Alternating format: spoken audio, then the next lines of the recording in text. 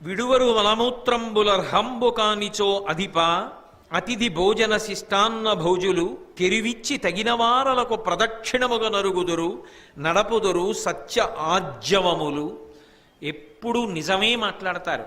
రుజుత్వం ఏది మాట్లాడారో దాన్నే పాటిస్తారు తప్ప ఒకటి చెప్పడం ఒకటి చెయ్యడం ఇంకొకటి చెప్పడం ఉండవు.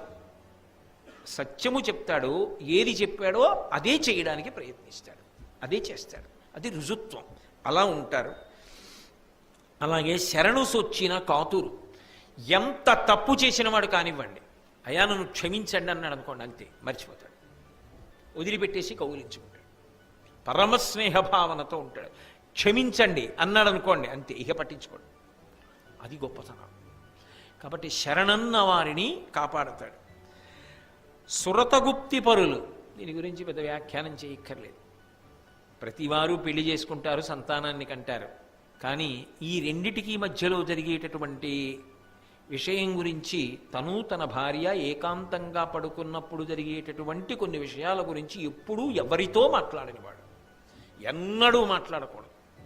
అలా మాట్లాడకుండా మాట మీద జాగ్రత్త ఉండేవాడు, అదుపు ఉండేవాడు. అంతేకాని అర్థం పర్థం లేకుండా అన్నీ మాట్లాడడం అలవాటైన వాడు కానివాడు. నిజదార తృప్తులు. తన భార్య యందు అపారమైన ప్రేమ ఉన్నవాడు, తన భార్య వలనే ఇంద్రియముల తృప్తిని పొందేటటువంటి వాడు. గురు వినీతుడు. గురువుగారి పేరు చెప్పేటప్పటికి రెండు చేతులు జోడించి నమస్కరించి గురువుగారి పేరు చెప్పేటప్పటికి నేల మీద పడిపోతాడు. గురువు అంటే అంత గౌరవం ఉన్నవాళ్ళు. అమల హృదయులు. మనసులో కల్మషం దానివల్ల పోతుంది, ఈ ఆచరణ వల్ల. ఈ కల్మషం పోయిన మనసు ఉన్నవాళ్ళు సంతోషం ఆరగలరు. ఇటువంటి వాళ్ళు ఎవరున్నారో వాళ్ళు సాధు పురుషులు. వాళ్ళు ఎక్కడున్నా సంతోషంగా ఉంటారు. అలాంటి వాళ్ళు ఎక్కడుంటారో అక్కడ కూడా సంతోషంగా ఉంటారు. కాబట్టి ధర్మరాజా, అటువంటి వారు సాధు పురుషులని గుర్తుపెట్టుకో. అంటే ధర్మరాజు గారు ఒక ప్రశ్న అడిగాడు. చాలా బాగుంది మీరు చెప్పింది తాత, కానీ తాతగారు ఇవన్నీ పాటించేవాళ్ళు కొంతమంది ఉన్నారు, కానీ వాళ్ళకి ఏదో రోగం వస్తూ ఉంటుందే, వాళ్ళు బాధపడుతుంటారే శారీరకంగా. అంత ధర్మం పాటించేవాడు, అంత మంచివాడు, ఆయనకి అనారోగ్యం రావడం ఏమిటి? ఆయన దగ్గర ఎక్కువ డబ్బు ఉండదు, ఆయన పెద్ద ఐశ్వర్యవంతుడై ఉండడు, ఏదో రెక్కాడితే కానీ డొక్కాడదు, అలా జీవిస్తూ ఉంటాడు. అధర్మాత్ముడు ఉంటాడు, వాడు దీర్ఘాయుర్దాయం పొందుంటాడు, వాడికి ఆరోగ్యం బాగుంటుంది, వాడు మంచి పటుత్వంతో ఉంటాడు, వాడికి చాలా డబ్బు వస్తూ ఉంటుంది. ఏమిటి తాత ఇది లోకంలో విచిత్రం? మరి ఇంత ధర్మాత్ముడు సంతోషంగా ఉండాలి కదా, మరి ఇంత ధర్మాత్ముడు అలా ఉండకపోవడం ఏమిటి? ఇది ఒకటి నాకు ఆశ్చర్యంగా ఉంది తాత. మరి ఇలాంటి వాళ్ళు చాలామంది దేశంలో బాధపడుతూ కనపడుతున్నారు. సంతోషంగా ఉన్న వాళ్ళు చాలామంది ధర్మాత్ములైన వాళ్ళు కాకుండా ఉన్నారు. ఇలా ఎందుకుంది? అప్పుడు ధర్మ ఫలితం వ్యతిరేకంగా లేదా? అంటే భీష్ముడు నవ్వాడు. నవ్వి, ఒరే నాన్న, విత్తనము లేని అంకురం ఉన్నదా అని అడిగాడు. విత్తనము భూమిలో లేకుండా అంకురం వస్తుందా? మొక్క వస్తుందా? రాదు కదా. విత్తనం ఉంటే కదా అంకురం వస్తుంది. వాడు ఈ జన్మలో ఒకటి అనుభవిస్తున్నాడంటే అది గత జన్మ ఫలితం, అది సనాతన ధర్మమునకు ప్రాణప్రదం. వ్యాసుడు దేవీ భాగవతంలో కూడా ఇదే చెప్తాడు. ఎందుకని అంటే, ఎప్పుడైనా నరహ పరతంత్రాణం పుణ్య పాపానుయోగత, గత జన్మలలో చేసిన పాప పుణ్యములు ఈ జన్మలో ఫలితాన్ని ఇస్తాయి. కాబట్టి గత జన్మలో ఏదో చేశాడు, దాని ఫలితాన్ని ఇప్పుడు అనుభవించేస్తున్నాడు. ఏదో అనారోగ్యం వచ్చింది, డబ్బులు లేవు, ఆ బాధ అలా పడుతున్నాడు. కానీ ఈ జన్మలో చేసిన ధర్మం పోతుందనుకుంటున్నావా? ఆయన్ని రెండు రకాలుగా కాపాడుతుంది. ఒకటి, ఈ జన్మలో ఆయన ధర్మాత్ముడైన కారణం చేత ఒకానొక స్థితిలో భగవదనుగ్రహం చేత జ్ఞానం పొందాడో, ఇవన్నీ పడుతున్నది శరీరం, ఇది నేను కాదని సాక్షిగా నిలబడతాడు. ఆ స్థాయి అనుకరించేది కాదు. ఆ స్థాయిలో ఉన్నవారు దీని క్లేశము తన క్లేశం అనరిక. భగవాన్ రమణులకు సర్కోమా ఆపరేషన్ చేశారు, మోచేతి మీద పుండు, ఏదో లోపల పడుకోబెట్టారు గదిలో. మంచి చలికాలం, బయటంత చలిగా ఉంది, హేమంత ఋతువు, అది పట్టి నిప్పి ఎక్కువ అవుతుందని కొంతమంది ఏం చేశారంటే మంచం కింద హీటర్ పెట్టారు. తెల్లవారేటప్పటికి ఆయన శరీరం అంతా ఉబ్బి బద్దలైపోయినట్టు అయిపోయి అందులోంచి నెత్తురు కారుతో ఎక్కువైపోయి వైద్యులు వచ్చి చూశారు. అయ్యయ్యయ్యయ్యయ్యో ఎవరు పెట్టారండి హీటరు, అలా పెట్టకూడదు, హీటర్ పెడితే సర్కోమా ఆపరేషన్ ఫెయిల్ అయిపోతుంది, విఫలమైపోతుంది, అది మళ్ళీ వికటించింది, ఎవరు పెట్టారన్నారు. వాళ్ళు తెలియక మేము పెట్టామండి అని రమణ మహర్షితో అన్నారు. అరుణాచల భగవాన్ రమణులు నేను చెప్పేది. ఆయనతో అన్నారు, అయ్యా మీకు రాత్రి హీటర్ పెట్టినప్పుడు పడకపోతే మీరు ఇబ్బంది పడుతుంటే మీరు చెప్పచ్చు కదా పిలిచి అన్నారు. ఆయన అన్నారు, వాళ్ళేమో దీన్ని కోసేసి నిప్పిపోతుందన్నారు, మీరేమో ఆ యంత్రాన్ని పెట్టి దీనికి బాగుంటుందన్నారు, ఇదేమో నాకు బావులేది నిప్పెడుతోందని ఇది బాధపడుతోంది. వాళ్ళు చేసిన తమాషా చూశా, మీ తమాషా చూశా, దీని తమాషా చూశా, మూడు చూస్తున్నా అన్నారు. అదేమిటి అంటే ఆయన ఇది కాదు వేరు. రాత్రి పడుకున్నారా, ఓ ఇది పడుకుంది అనేవారు. ఇది వేరు, నేను వేరు, నేను దీన్ని ధరించాను. అందుకే మృత్యు సమయమునందు కూడా పరమ సంతోషాన్ని ప్రకటించి అమ్మయ్య ఇందులోంచి విడుదల పొందుతున్నానని ప్రాణవాయువు తెస్తుంటే వద్దని చెప్పి వదిలిపెట్టారు. భీష్ముడు అలాగే వదిలిపెట్టాడు. అంటే ప్రాణవాయువు తెస్తున్నాడని కాదు, మాఘమాసం వచ్చేసిందని. కాబట్టి అలా జ్ఞానమునకు వెళ్ళిపోతాడు అనుకోండి, అప్పుడు శరీర బాధకి సాక్షి. రామకృష్ణ పరమహంసకి వచ్చింది రాచపుండు సాక్షి. వివేకానందుడు శరీరాన్ని సాక్షిగా వదిలిపెట్టేశాడు. మహాత్ములైనటువంటి వారు తమ అనారోగ్యానికి, తమ బాధలకు తాము సాక్షిగా ఉండి దానితో తాదాత్మ్యత చెందకుండా ఇది బాధపడుతోంది అని గమనించి చిట్ట చివర ఇది పడిపోతున్నప్పుడు కూడా ఇది పడిపోతోందని తాము సాక్షిగా ఉండిపోతారు. ధర్మానుష్ఠాన బలము చేత జ్ఞానము కలిగి పునరావృత్తి రహిత శాశ్వత శివ సాయుధ్య స్థితిని పొందేస్తారు. అలా వచ్చు. లేదా గత జన్మలలో చేసిన పాపపుణ్యముల వలన ఈ జన్మలో కష్టపడినా ఈ జన్మలో చేసిన ధర్మం మాత్రం పోదు, వచ్చే జన్మలో కాపాడుతుంది. ఎందుకో తెలుసా ధర్మరాజా, ఏముందయా జీవితం, కొంతకాలం ఉంటాడు, వదిలిపెట్టాలిగా. సుఖపడినట్టుగా కనపడుతున్నవాడు ఉన్నాడే, వాడు ఇప్పుడు వదిలిపెట్టిన తర్వాత బాధ వాడికి అప్పుడు మొదలవుతుంది. వీడికి బాధ పూర్తయి సుఖం మొదలవుతుంది. కాబట్టి నేను నీకు ఒక మాట చెప్తాను చూడు. సాధులిందియ విభ్రాంతి సంహరింతురు, అఘము తెలిసి ప్రాయశ్చిత్తమాచరింతురు, అప్రకాశంబుగా ధర్మమాచరింతురు, అఖిల భూత దయాళుత్వం అరగలరు. సాధుపురుషులైన వాళ్ళు ఎప్పుడూ కూడా ఇంద్రియముల యొక్క విశృంఖలత్వాన్ని అరికడతారు. అలాగే పాపకర్మలేవి తెలుసుకుని ఆ పాపకర్మలు చెయ్యకుండా ఉంటారు. తాము ఏదైనా మంచి పనులు చేస్తే దాన్ని చాలా రహస్యంగా ఉంచుతారు. అడగక ముందే దానిని చెప్పరు, అడిగిన తరువాత చెప్పవలసి వస్తే తప్పకపోతేనే చెప్తారంతే. అంతేకాని అసలు తాము చేస్తున్న మంచి పనిని తాము చెప్పరు.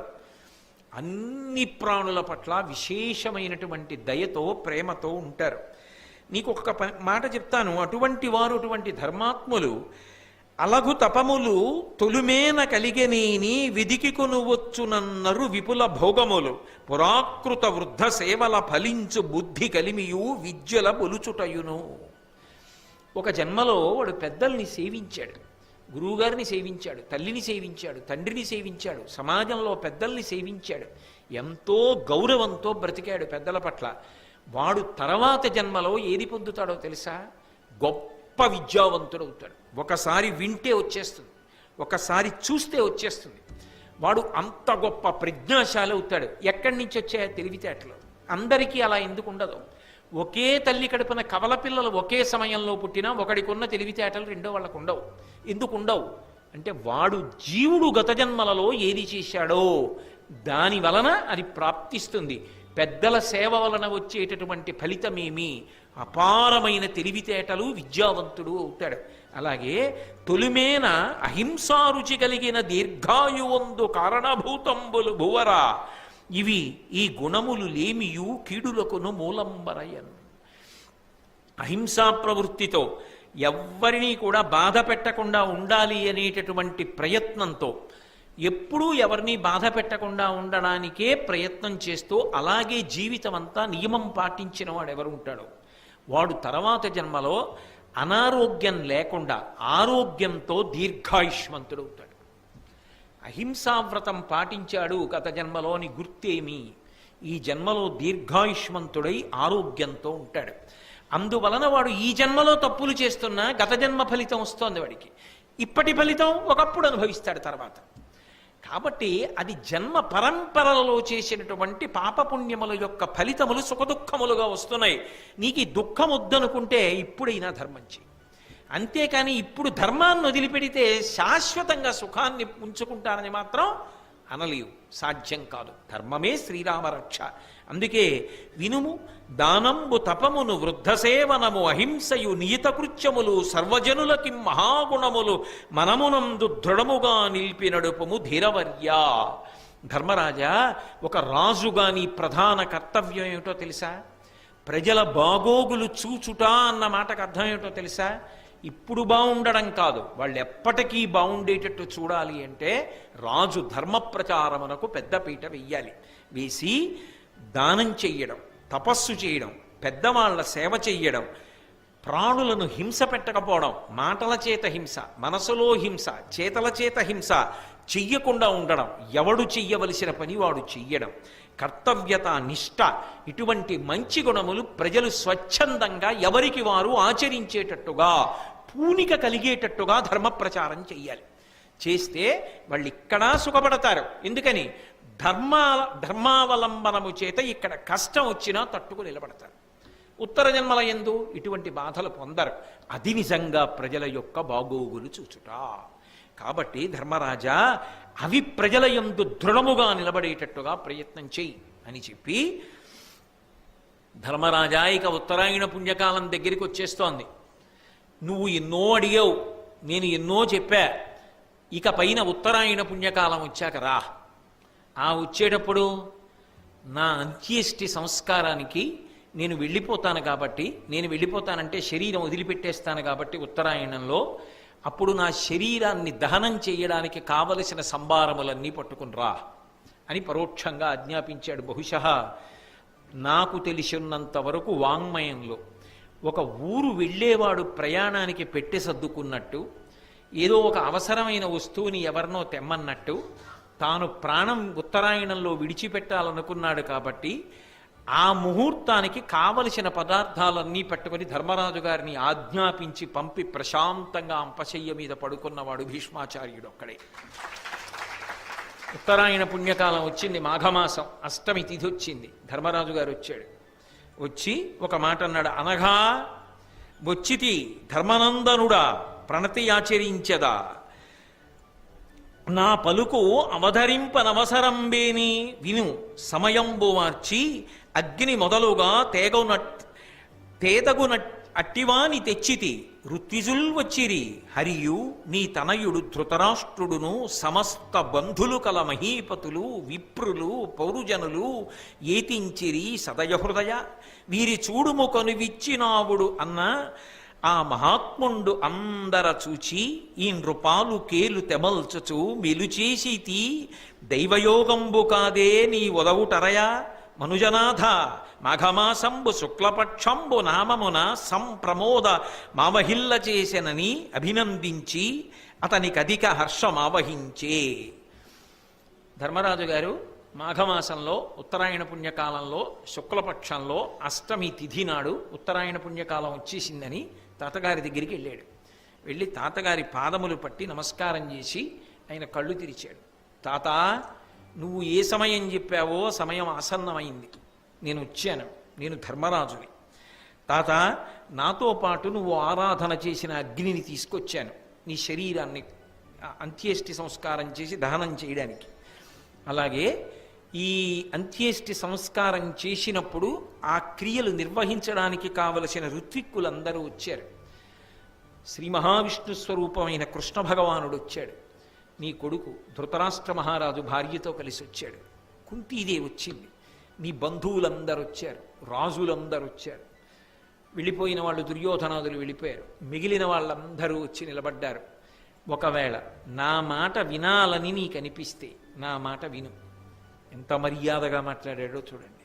ఒక్కసారి కన్ను విప్పి వాళ్ళందరినీ చూడాలని అనుకుంటున్నావా తాత అని అడిగాడు. ఆయన కళ్ళు విప్పి అందరినీ తేరిపారి చూశాడు. ఏదో ప్రయాణానికి వెళ్ళేవాడు రైలు ఎక్కిన తర్వాత కదిలిపోతుంటే చెయ్యూపుతాడే అంత తేలికగా అందరినీ ఒకసారి చూసి ధర్మరాజు గారి చెయ్యి చేత్తో పట్టుకుని దగ్గరికి తీసుకుని ఆ మూర్ధన్య స్థానమునందు ఉంచుకొని ఒకసారి వాసన చూసి దగ్గరికి తీసుకొని దైవానుగ్రహం రా, పరమేశ్వరుడు నీలాంటి మనవణ్ణిచ్చాడు, పరమ సంతోషం అని అందరి వంక ఒక్కసారి చూశాడు. చూసి ఓ మాఘమాసం శుక్లపక్షం అష్టమి వచ్చేసిందా అని ఆనందపడిపోయాడు. నేను ఇందాక భగవాన్ రమణుల గురించి చెప్పానే, తాను శరీరం వదిలిపెట్టేయవలసి వస్తే జ్ఞాని అంత సంతోషంగా వదిలిపెట్టేస్తాడు. ఆయనకి శరీరం అస్థిరం, ఆత్మ శాశ్వతం. నష్టం ఎవరిది? ఇక పైన అలా చెప్పేవాడు లేడు. శరీరము వెళ్ళిపోయిందా ఇక అలా మాట్లాడేవాడేడి? అది కృష్ణ భగవానుడు చెప్పింది. ఒక్కసారి భీష్ముడు లాంటి గురువు వెళ్ళిపోయాడా ఇక చెప్పేవాడు లేడు, అందుకు విను వెళ్ళి అన్నాడు. కాబట్టి పరమ సంతోషంతో ఓ మాఘమాసపు అష్టమి వచ్చింది ఆనందపడ్డాడు. ధృతరాష్ట్రుణ్ణి దగ్గరికి పిలిచాడు. కావున భవితవ్యములకు నీ అడలగవలదు, పాండు నృపపుత్రులు సద్భావమున చూడనీర్చిన భూవరా, తగనీకు కన్న పుత్రులు కారే. కొడుకా ధృతరాష్ట్ర, బెంగపెట్టుకోకు.